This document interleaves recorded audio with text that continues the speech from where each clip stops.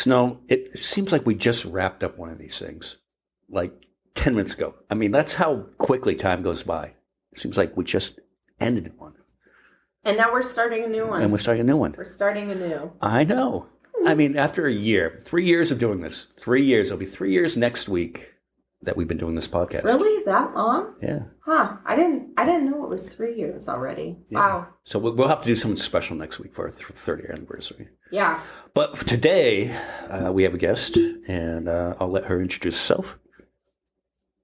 Hi, everybody. My name is Heather. And Hi, Heather. I am... Hi, Snow! I've known you for about 5 years, so there's no really introduction needed there. You know, I think it's been longer than that, MJ. I think it's been a little longer because you and I remember talking to you when I was going through my domestic violence. Like, I remember conversating with you about that during that time. And that's been 9 years. Oh, my God. Oh, wow. Time flies. Yeah.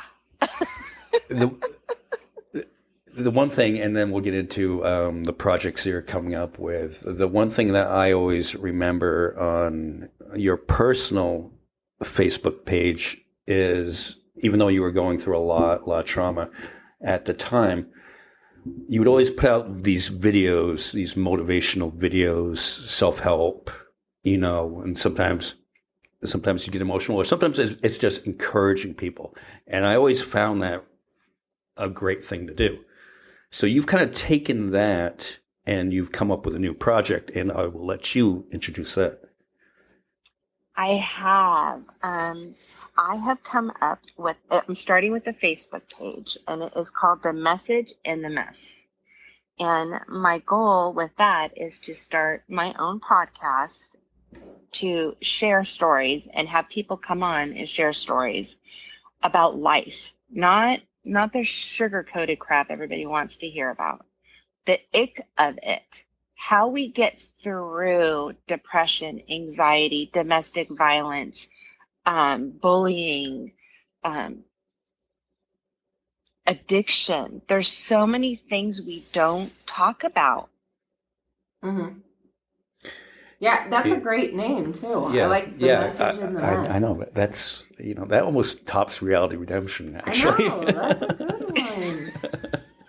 one. And no, go ahead. We lost one of our very good friends on March 31st. We witnessed a motorcycle accident. Unfortunately, he didn't make it and his wife did. And this is what started me really diving into things I thought were healed in me that are not. It let what I call all my little gremlins out running rampant. So my anxiety kicked up, my PTSD kicked up, not sleeping, not wanting to go out in public. And I started journaling again. And then I started writing. And I started a Facebook page for that. It was called The Bonsang Healing Journey. And it started with 100 people. And it quickly, it's grown to over 1,700 people. Wow. Really? Wow. So I write, and I'm like, wow. And there's a lot of people who are not in our community where we live. Some are, Minnesota, New Jersey, like all these different places. And I started to realize while I was writing, people would be private messaging me talking about their feelings of grief and how they didn't know where to put it. And I'm like sitting there going, oh my God, I'm not as broken as I think I am. No, I mean, we all... Or we're all broken. Right? I feel like I'm broken. I think that's a great point with Snow. Parts. It is by this age, we're sort of middle aged ish. By this point we're all broken. We've all been through a lot. We've been through a lot of trauma, heartache, grief, and one of the reasons why we started our podcast, and it took different turns. We wanted to do it about relationships, wanted to do it about dating and stuff like that, and the tribulations of dating at this age. But then it turned into this thing where we started during the pandemic, and we tried to focus a lot in the mental health issues on it. And we talk a lot of politics, and we won't get into that. But we found the most rewarding episodes that we do and the funnest episodes we do are when we talk about mental health. I like talking about mental health issues. I know it makes a lot of people uncomfortable, but I think that's the way that it helps heal you too, in a way. Well, we've been taught, if our age group was taught to not talk about those things. You don't talk about that. Right. Because there's something wrong with you. And as a family, like, oh my God, you're not allowed to talk about that. So now, like, I forewarned my family. Like, when I started doing videos and all of those things, I said, you may not want to watch those because I am going to talk about truths, my truths. They may not be your truths, and that's fine. But in order for me to heal what I deem is broken within me, right? What doesn't work within me, I have to talk about it. Yeah. I have to grieve it. I have to let it go. And we don't let things go unless we can get it out in the open.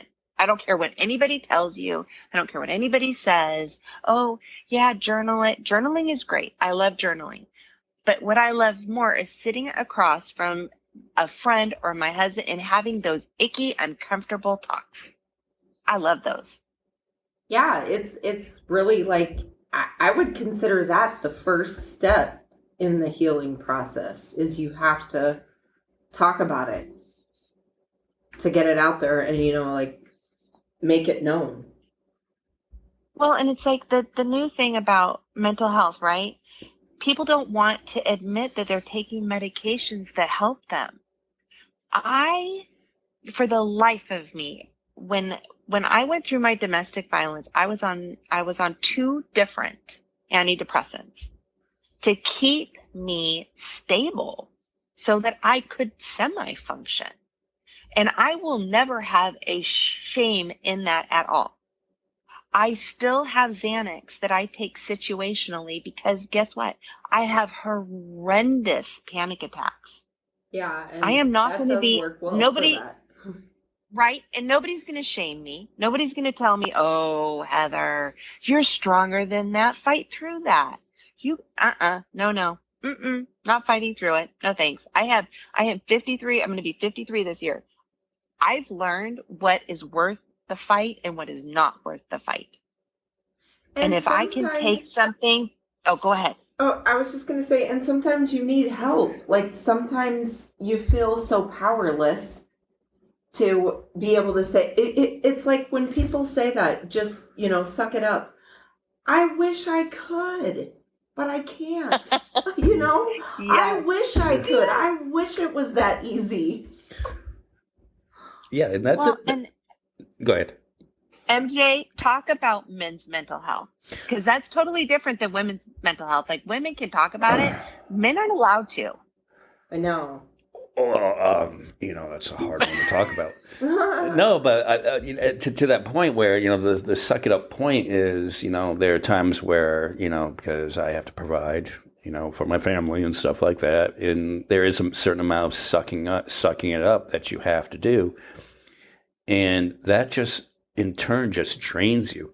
I'll find myself on some weekends where I can't even get out of bed the following weekend after 5 days of work. Here. No?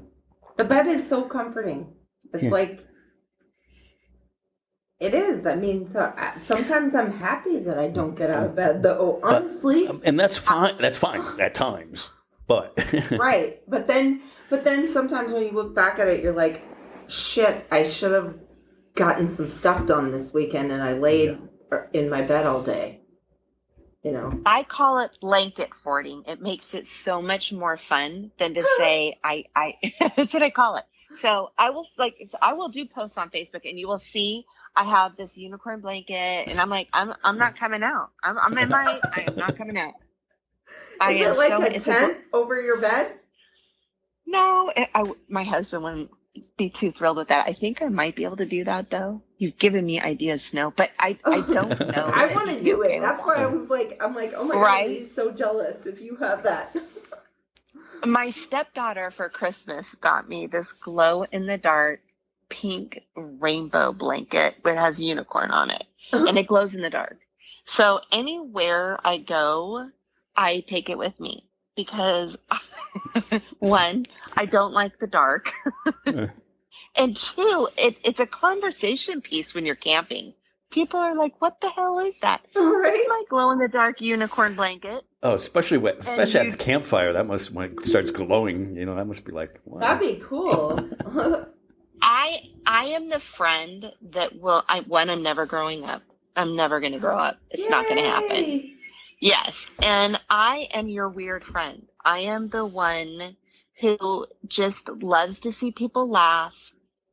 I want my friends to heal. Like I want them to get to experience some of what I have gotten, and I might get a little emotional here, because I've been able to dig so deep and work through so much, even though I'm not where I feel in my head I should be.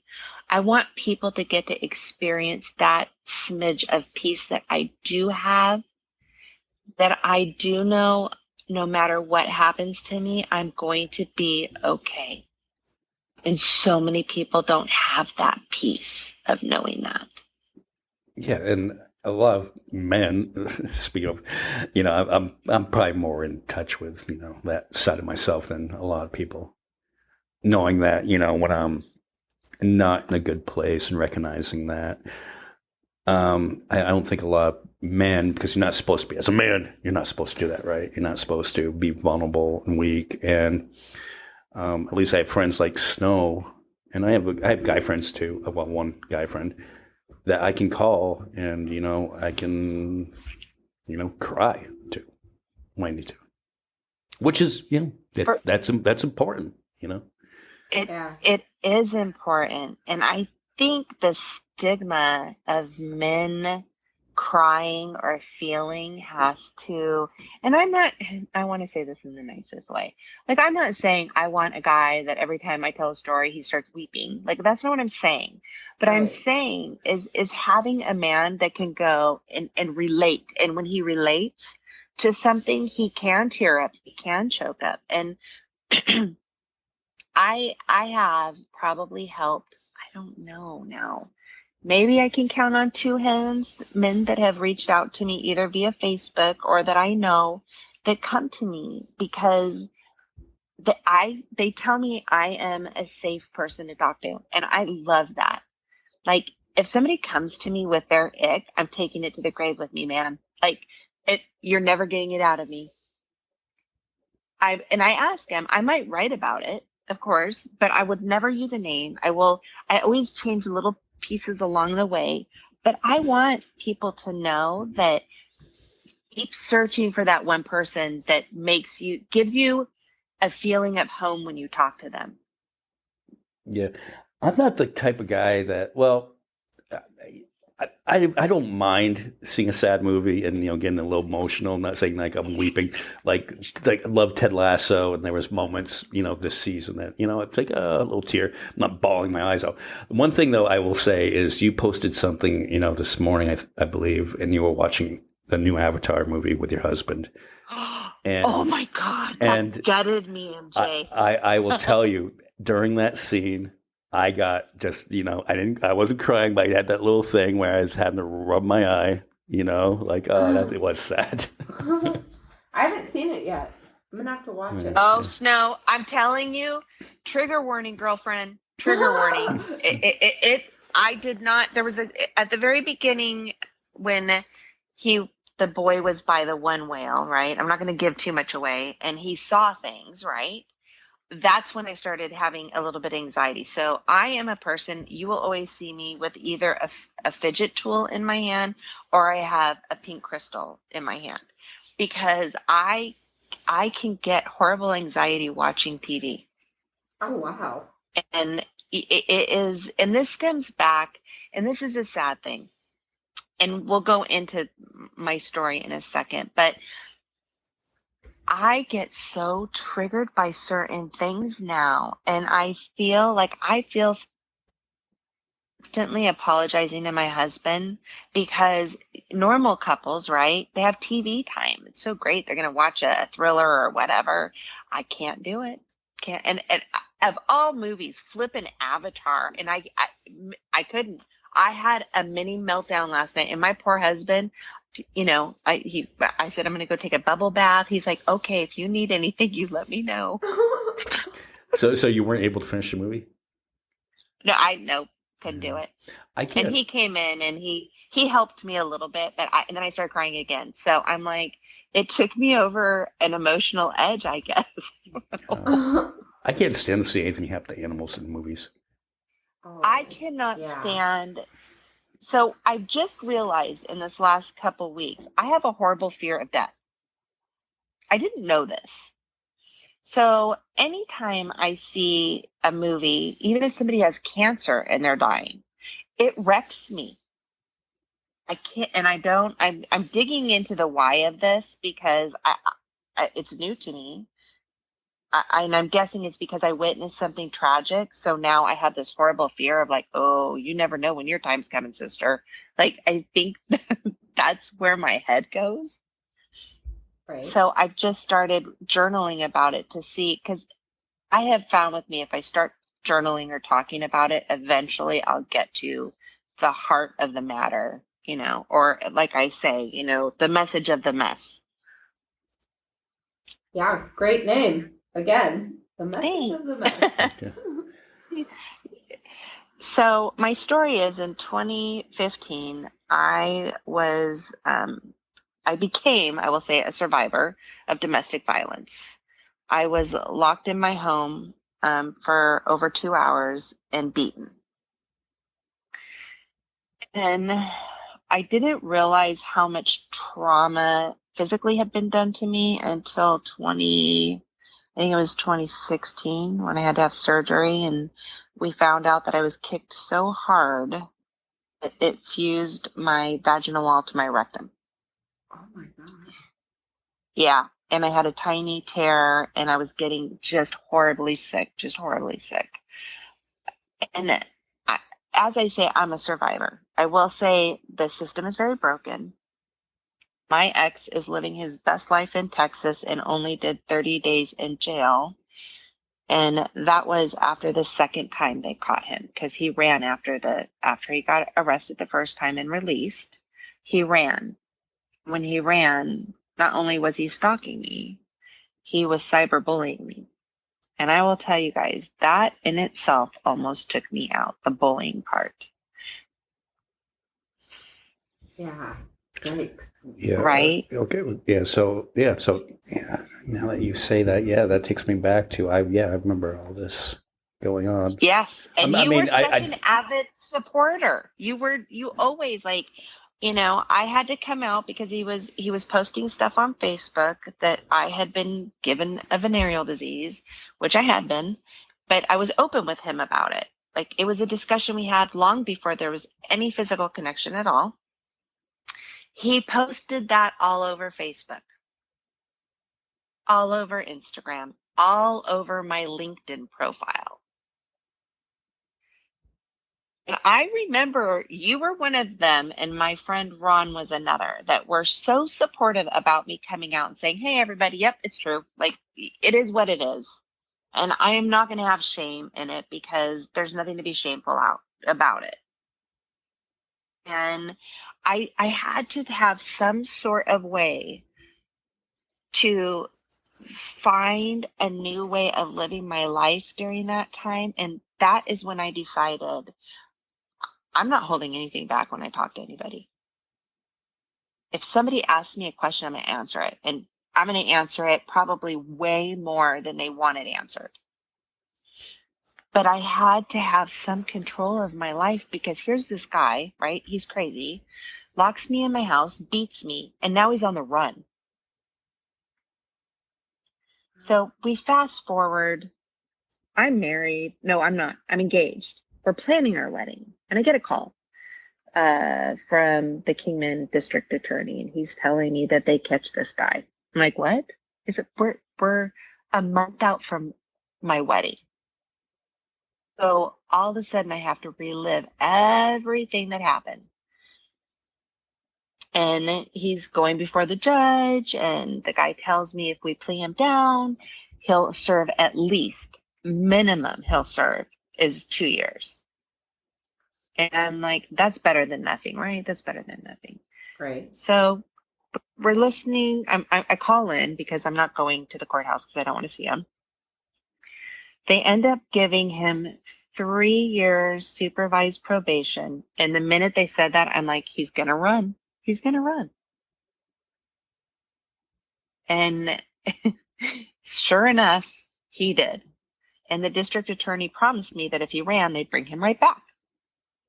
No, they didn't bring him back. Like I said, he's living his best life in Texas. And this was the Kingman DA? Huh? Was this, where did this, what court was this? This was in Kingman. Yeah. Yeah. Well, you know the situation that I told you about, and you know the thing that I went Yes. through. Yep. That person got off nothing. Nothing. MJ, you will never be able to help me understand how broken our system is, right? You're a victim, and you're standing there and you're bearing it all like you really want to, right? And then nothing happens. Well, in my case, I never even got to go before the court. The grand jury decided it was justified, pretty much. Yeah. Yeah. So, the so, grand so jury yeah, didn't move it to. yeah, yeah. They came up with some Go less. to court. They came up with some lesser charges. I didn't get to plead my case at all, and the DA said to me, "Well, you know what? We've got enough on our plate. We're not even going to pursue these minor charges." Oh, yep. And that's the thing. You know, how do you feel as a human for somebody to say, I'm sorry, you're not worth fighting for? 'Cause Yeah. I don't know about you, but that's how I felt. Yeah, and I got the. We realize you're upset. Really? Yeah. Yeah. It Yeah, I'm makes upset. It would totally make you feel like a feeling of worthlessness. Yeah. But But I So think also it also triggered for me. Growing up, I never felt heard or seen or validated. So it triggered all 3 of those issues for me. And I was floored. So I was going to write this big long letter and I was going to send it to the judge because you know what? I'm going to do this. And then I'm sitting, and as I'm writing, I started laughing. I'm like, you know, Hub, what are you doing? The system is broken. You know it's broken. And you are not going to change it. There's nothing you are going to say to that judge. There's nothing you're going to say to that district attorney or his secretary that sucked. Mhm. That is going to change this for other people. Yeah. They And don't now I care. understand. No. And now No, I they don't care. understand. I understand why victims don't go any further. I understand it.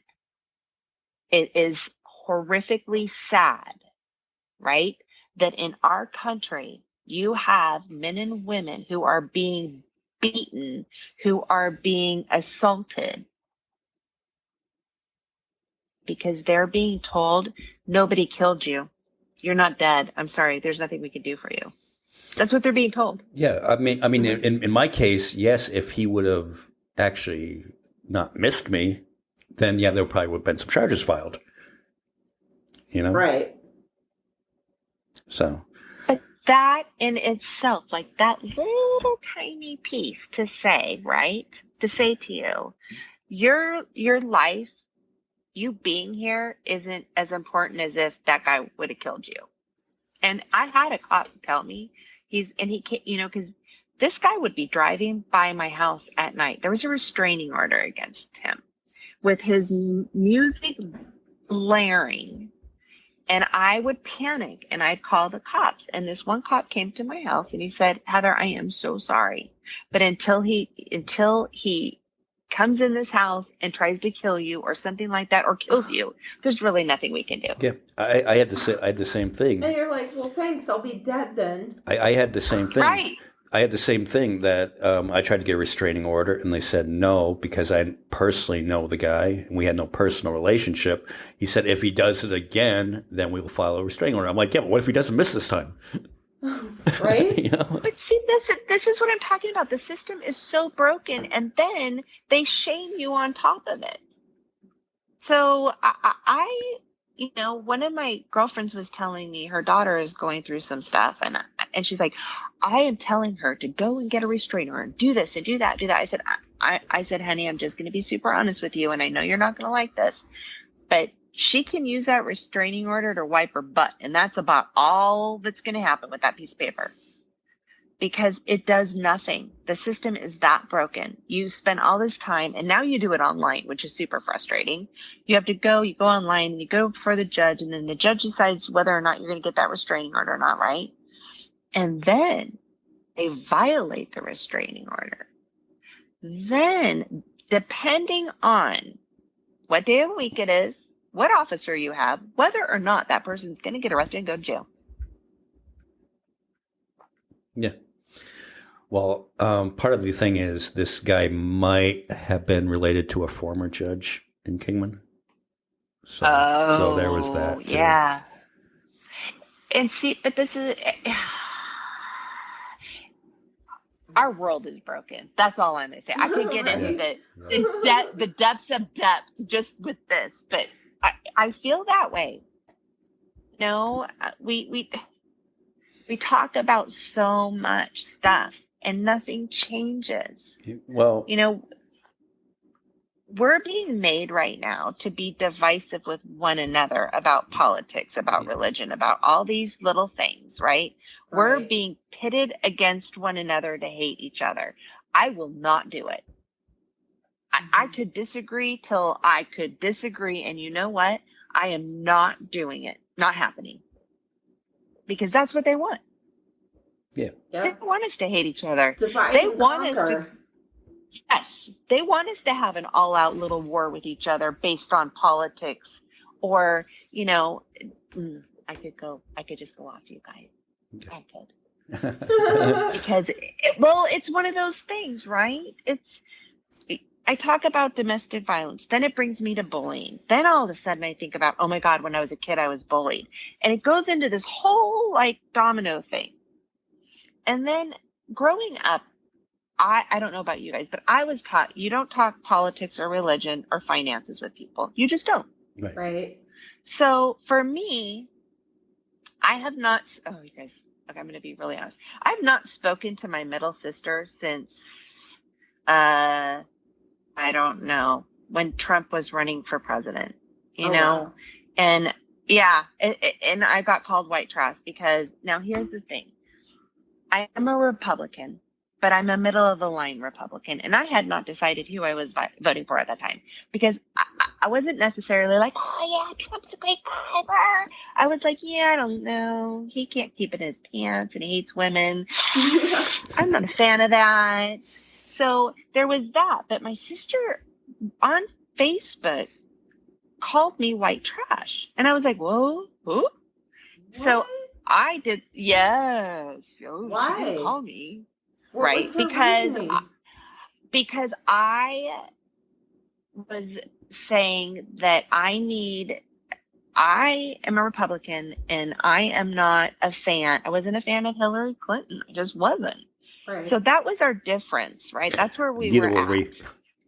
Right. And Here's the whole thing, you guys. If and we we're all on the sit left, but Right. we're still Yeah. not fans of hers, down, right? But if we all take all that Republican, Democrat, all of it out, we really all do want the same things. Right. We want peace. We want understanding. We want people to be successful. It's a whole shit show where they want us at war with each other. That's what they're hoping for. And that's why I'm sitting here, I have my little white flag raised. Like, you can be whatever you are, whoever you are. I don't care. I am not going to fight with you. It's not, if I do not have a dog in the fight, I'm not doing it. Mhm. And you know what? I am a Christian. Most Christians don't like me because they don't think I'm their type of Christian. I don't care. Right? Because I don't sit and talk to them about my faith. That's between God and I. Like, that's our gig. And the same thing with who I vote for. You know where that happens? When I go into that little booth and I get to decide what is right for me and what I want. And the same thing with finances. How I get my money, what I do with my money, that's my business. That's mine. Exactly. The other stuff I'm not getting into because they want us to hate each other. For me, the price is too high to say I hate anybody. I don't even hate the guy that locked me in my house and beat me. I don't hate him because that gives so much control to a person, a place, or thing. There are things I am not a fan of, that's for sure. But I don't hate. I think you probably are my favorite Republican. Okay. I'm like, oh my Hey, gosh. FYI, I'm not, and it's like, I'm not that person that runs around. Like, if you come to my house, there is not a flag out front. Like, I am not that person. I want so much in my lifetime to see people work on themselves and heal themselves. That's what I want. I don't care who they vote for. I don't care who they love. I don't care what color they are. I want to see them find the best person that they are. Right? And I want to teach other Exactly. people. I want to teach other people that don't realize they're negative and bullies. I want to show them compassion and love and teach them like, hey, you're an asshole, but I still love you. Let's correct this. Like, let's work on the why of this together. Like, why do you feel a need to be hateful towards people? Like, why? Like, what's the gig? Right. That, to me, like, when I leave this earth, I want people to say, oh, you know what? She made my little world a better place. Yeah. She made me feel better about myself. Yeah. Stowe, you wanted to interject? Well, my strategy lately is, well, I've done this for a while. Anytime, people start the politics conversation and, I can just see that it probably would cause discomfort for everyone. I usually am just like, so what's the best dish you've ever made? I just changed the subject talk to about food. because everybody likes food. Like, I don't want to hate people that I disagree with because I know that that's not the only part of their life, that we have many different aspects of our lives, So it's like, there's no reason to hate somebody. Exactly. But Snow, if we took, like, you and I are sitting down and we're talking about, I don't know, like, we're just talking about relationships and love. And you and I are like, we're flowing back and forth and we have not discussed anything of who we love, right? Whether we're straight or gay, right? We haven't talked about that. We haven't talked about who we voted for, and we have blindfolds on. So we don't know what color our skin is, right? Right. But we are so connected in that conversation that we are overflowing. Like we feel like we're changing each other's opinions and thoughts. And we, all of a sudden, you say, oh, Heather, I want you to know I'm a Democrat. And I'm like, oh, well, I'm a Republican. And then we start getting into the, oh, well, this is wrong. And really, we were having such a good vibe with one another until we started talking about things that don't matter. But that we probably, when we strip all the crap away, we probably really do agree on the same thing. It's the terminology that's being used that we disagree with. Right. It's the way we're communicating that we disagree with.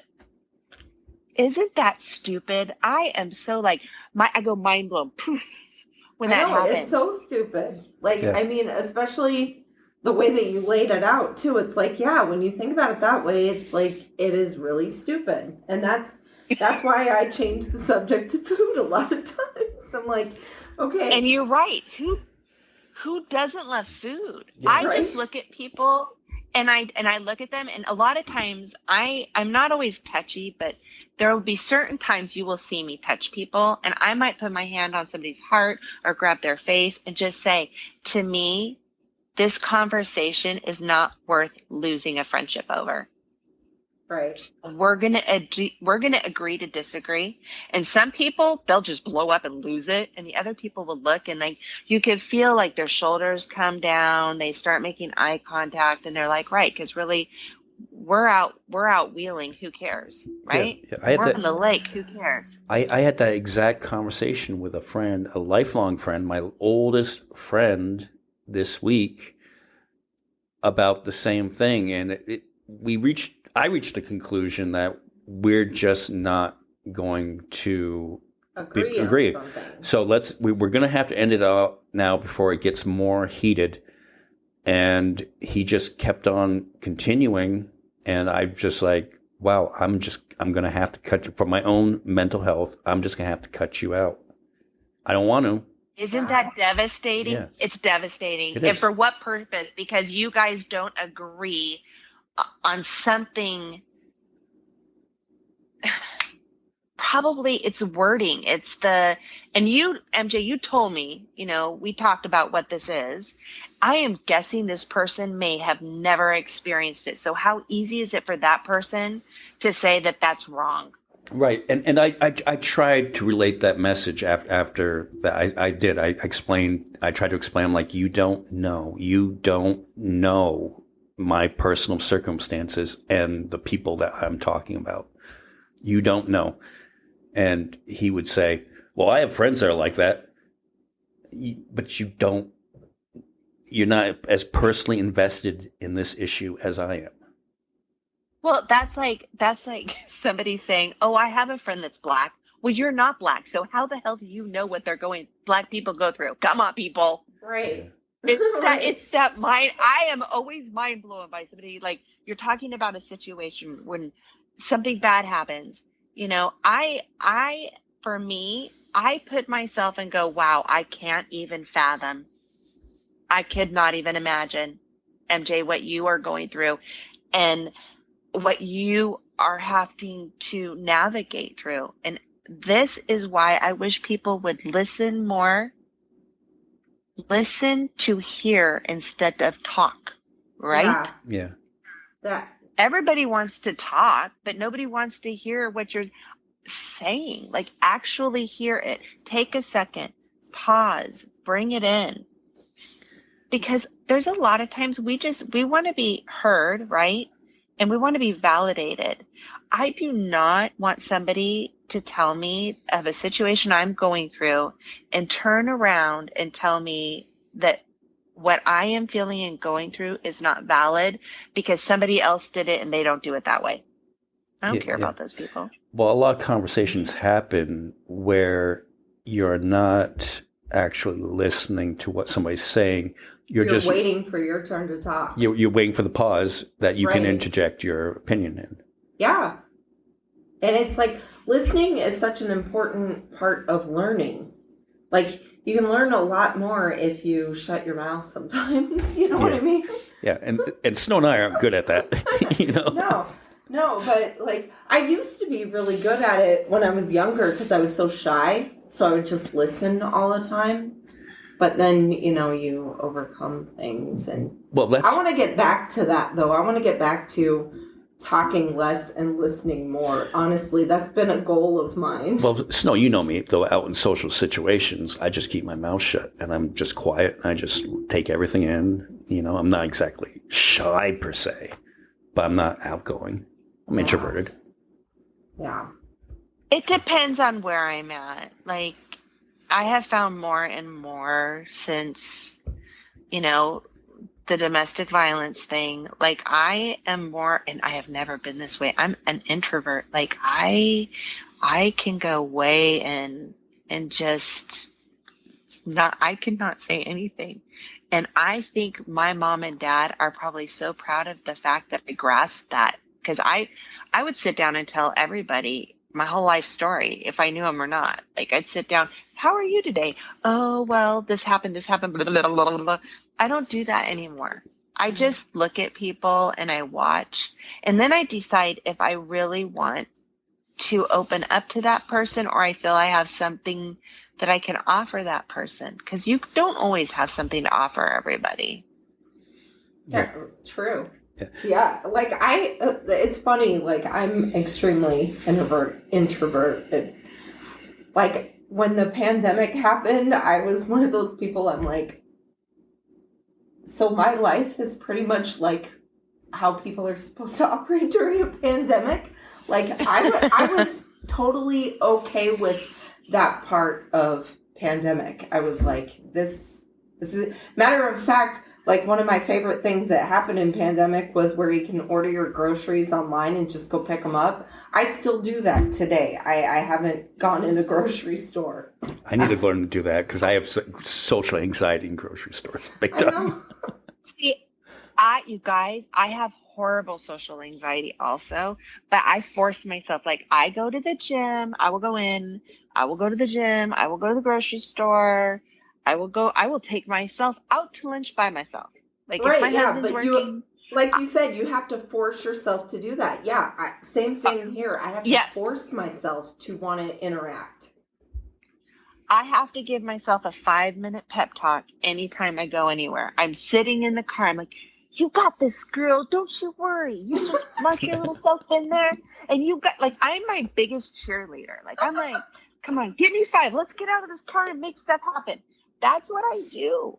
Like that. And like I said, I have one of my crystal rocks with me, and I joke. I'm like, everybody thinks I'm holding it for anxiety. I could throw it at you at any moment. You don't know. I love it. You don't know. And my husband, he's super amazing. So he knows my cues with anxiety. I start picking at my fingers. I'll start, I do tapping to calm myself. So I have all these different little things I've learned to help me heal when things are getting really icky. And like last night, he missed those cues because he was so into watching the movie. He's like, I should have shut it off 20 minutes before I did. And he felt bad. And I was like, I get it because, when you're in the middle of a great movie, like you don't want to, like, you're like, this is great.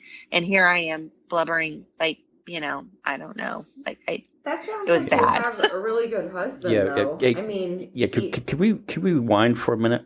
Real support. Yes. System. Okay. So let's rewind. So you went through this horrendous domestic violence thing.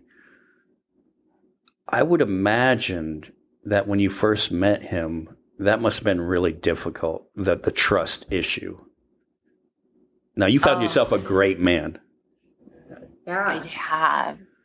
Okay, guys. So MJ and Snow, I took 2 years off from dating.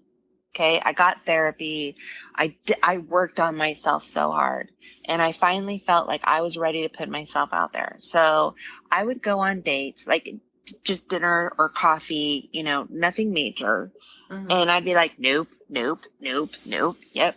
So it's New Year's Eve, and my girlfriend has Facebook up, and I see she's watching this guy jeeping, and I am an avid off-road. I love off-roading. Like it's a girl swing for me. It's like, ooh, you have a jeep. So we're watching this, and I go, who is that?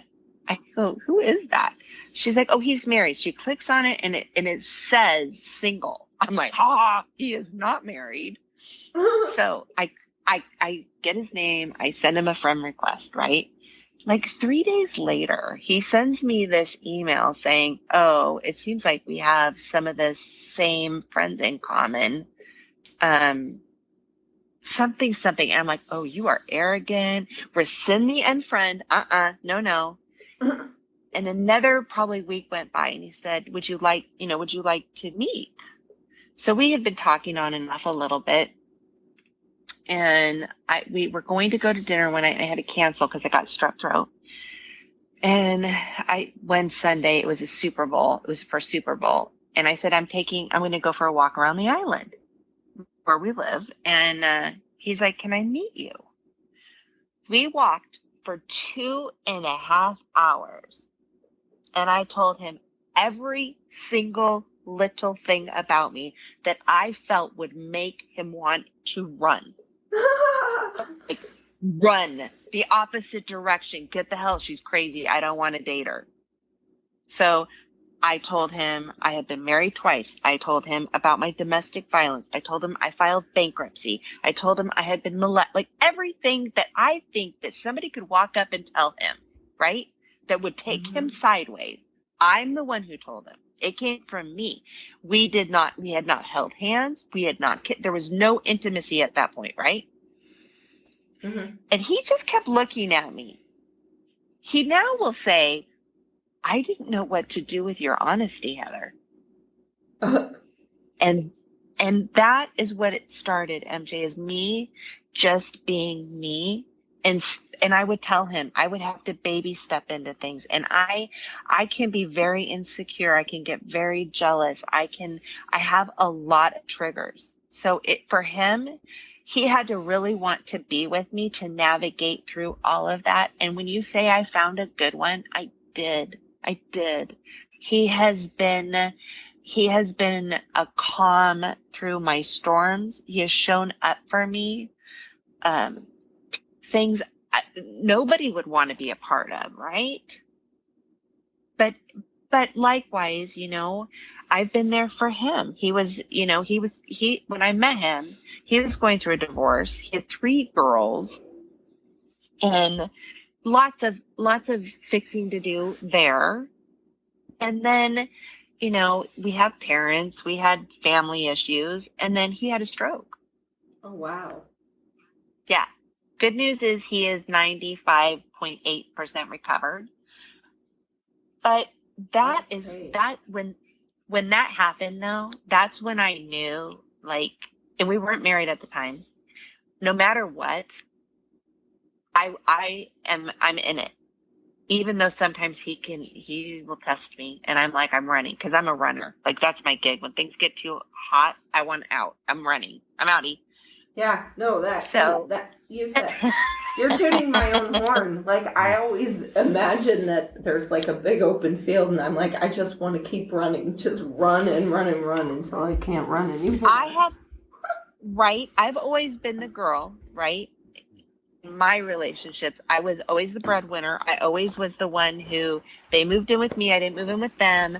And now it's complete role reversal. And I have had to humble myself. And MJ, you're going to laugh. I have had to not try to have my own balls. You know what I mean? And realize he's a man. They're his. And he is the leader of our household. He leads me. And I submit to him to lead me. I trust him.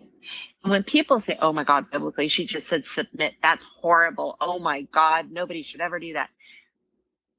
Well, you don't mean it like that. I understand how you mean it. Yeah. No, I love him enough to know that I'm going to say 75% of the time, he really does have it all covered.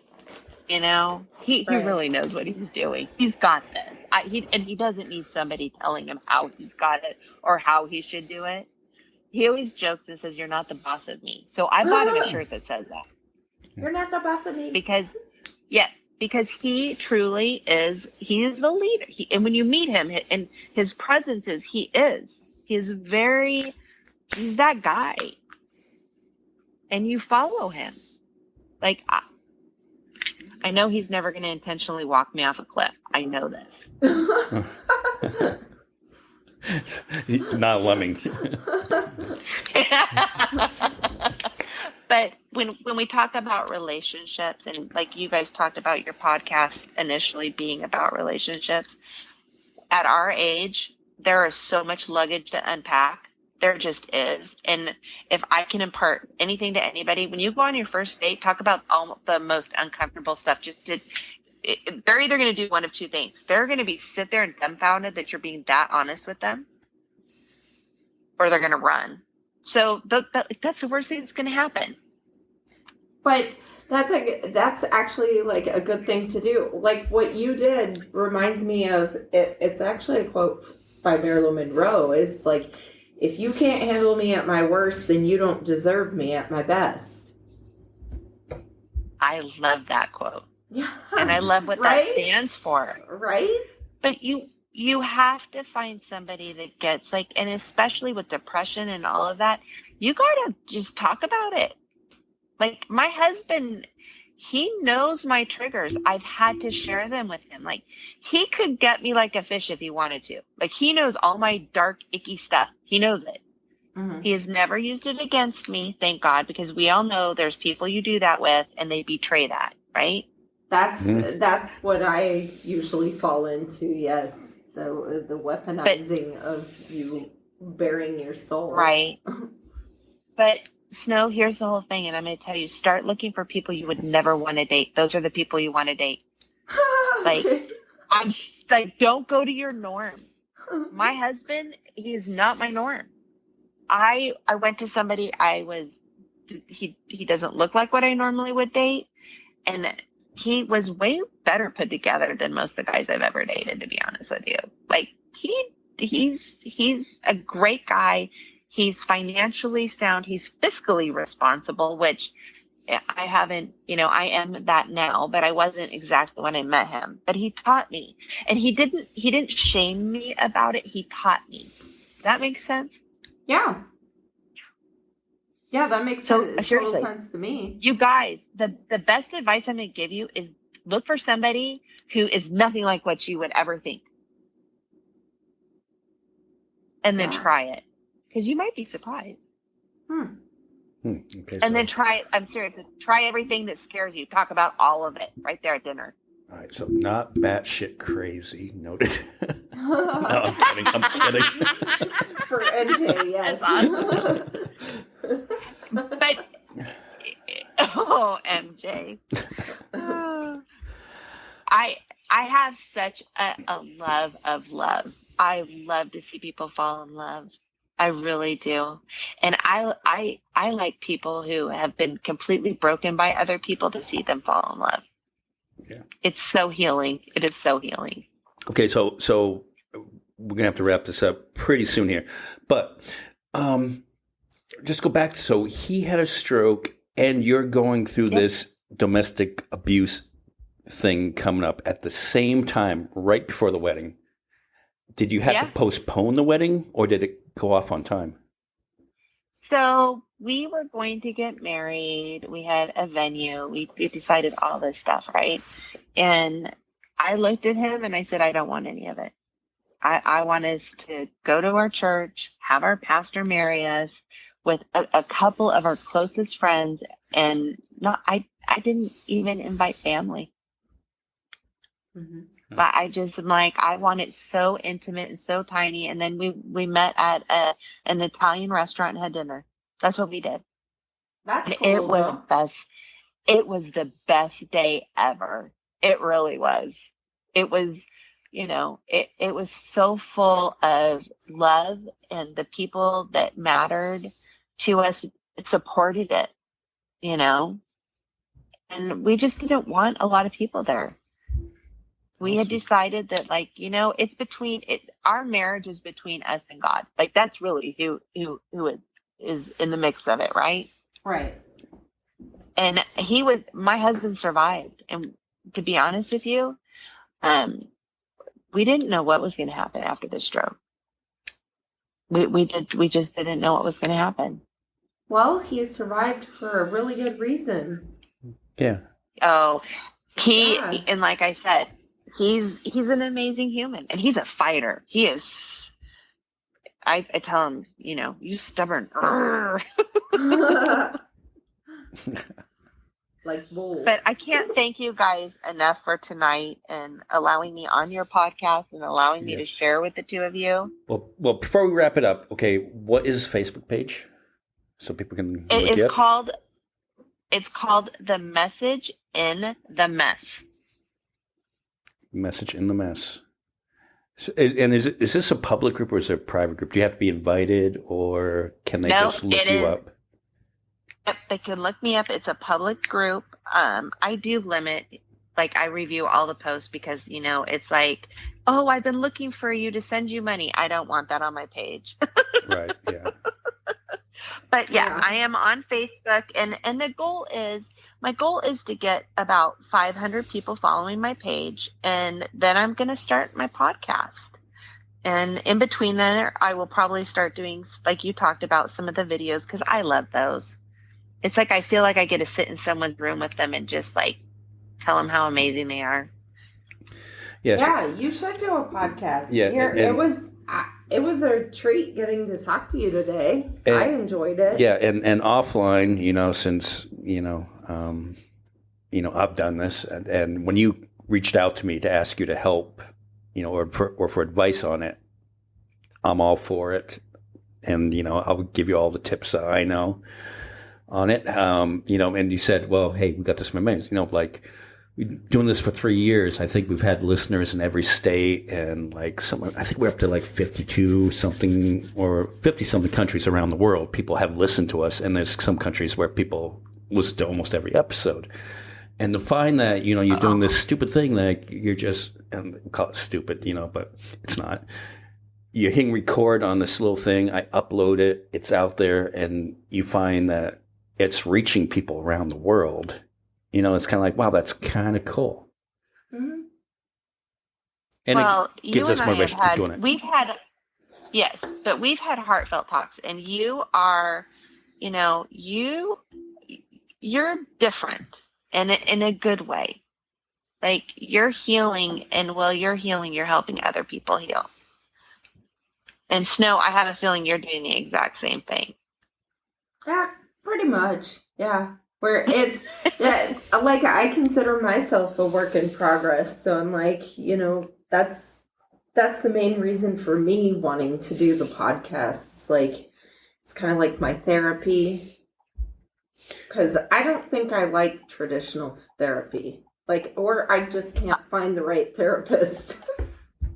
I honestly, and this will be, and then we'll go. So after witnessing a motorcycle accident, we did go to a therapist, and I was not, she made a comment, you have to try to learn to change the ending. And I was just like racking my brain of how you change the ending to what I saw. Now, I think what she was trying to say is envision something before you go to bed that's more pleasing. So I look at pictures of my friends, like that they're not on a motorcycle. We're camping or whatever, or I really try at night to like watch dog videos before I go to sleep, so that I'm getting that out of my head, so I don't have nightmares or night terrors. Mm-hmm. But I don't think some therapists, because they were going to school so long, they forgot the feely part of it. Like they're all up in your brain. They don't. And they're trying to tell you have to get over things. I am sorry, there are some things you are never, ever going to get over. You learn how to go around them. You learn how to go around them. Right. And that's okay. It's okay. And there are some traumas that you can't fix. They're not fixable, but you learn to live with them. And I think the more honest people are and the more therapists get real, the more healing gets to happen. Yeah, that's a good way of putting it. Well, Heather, I think you're going to be perfect for this. And I think that, and again, we've talked privately about it, that you're going to find an outlet like this actually really helps you also. I am so excited to see what the future holds for me. I really am. Yeah. And, anytime that you want to do this again, because you've been great. This has been the great hour that we've done here. Yeah. And we'll definitely do it again. Maybe you're not that far away, and like Snow said, everything's better over food. Yeah. We can make some food. We can do this again in person. And once you launch a podcast, we'll definitely, we can be on the other side. It'd be cool. I can't wait. It'll be cool. It'll be cool to sit here on the other side of the microphone and not have to worry about the production end of it, Right. So yeah, we look forward to it. And thank you for your honesty. That is so refreshing. Yeah, thank you. Well, thank you both for having me. It's been amazing. Okay, and later on tonight, this is the production end of it. I will send you the link to this so you can post it on your socials and get it out there. The Message in the Mess right. on Facebook, soon to be a podcast with Heather, and you've been a great friend for a lot of years, and you're great. You are, yeah. Thank you so really much. great. Yeah. I'm glad that I got the pleasure to meet you and talk to you. Okay. Ditto, guys. You guys are awesome. All right. So until next time, you have a good night. Thank you. And You too. we're gonna go and enjoy some food. Yeah, we're going. Enjoy, guys. All right. Have a good night.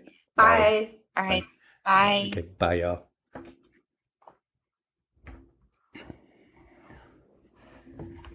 She's cool. Yeah. And she's always been like that too. She's always gone through a lot, and